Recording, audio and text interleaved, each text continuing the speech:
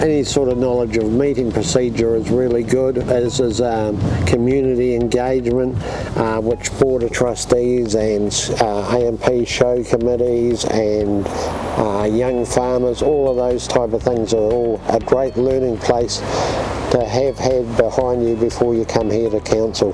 It's quite a large commitment, not so much when you first start, but as time progresses it changes over time. But there's not only the meetings, there's the reading for the meetings, engagement with community members around community issues, both those that have their own personal issues or community groups like community councils, which we have in most of the smaller settlements in the district. You well and truly do need to listen, and you've got to be able to listen to both sides of the argument, for and against an argument, and make your own decisions with your own life knowledge and skills to make the best decisions for the community that has elected you.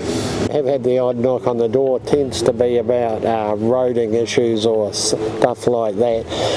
Now communication tends to be a lot more by email or text, or still a few phone calls, but yeah, it's much more manageable that you can do it in time that suits you, so it does enable it to be a part-time role initially anyway. Talk to someone who's been a councillor, who's even whether that's a current councillor or been a past councillor, and talk to some of the staff maybe, or talk to your community members just about what they see the role being. Particularly community councils are a very good conduit between council and the community. It does seem like there's 2 or 3 days a week usually that are involved in council meetings.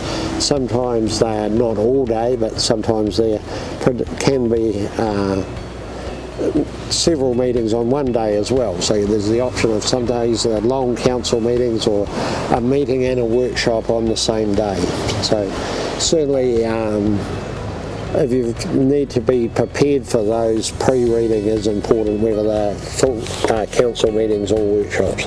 So it's a long, gradual process to effect any change. So if you think you're going to roar in and make a change in the first few weeks or months, you're sadly mistaken, and you'll soon learn that it's a protracted, sometimes drawn-out process, but you are making decisions on behalf of the community, so there does need to be some time taken in that, and sometimes we go to consultation, come back and make the decisions around the issues we've consulted on. First thing is, council will possibly run some workshops for potential candidates as we do before each election.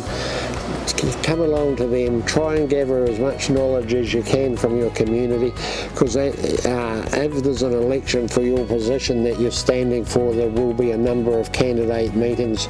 Try and do some background so that you go along to those with some level of preparation, and expect a wide range of questions from the floor around, from what are you going to do about my road to the other extreme, what are you going to do about all of council's debt? And that's a huge gambit in between that anyone can raise at these meetings. And then if you're new to candidacy, I'd suggest perhaps putting out a flyer or some advertising, promote yourself a little bit, and get along to some community council meetings, and even a council meeting prior to elections a good idea, just so you're aware of how it all works when you do get elected.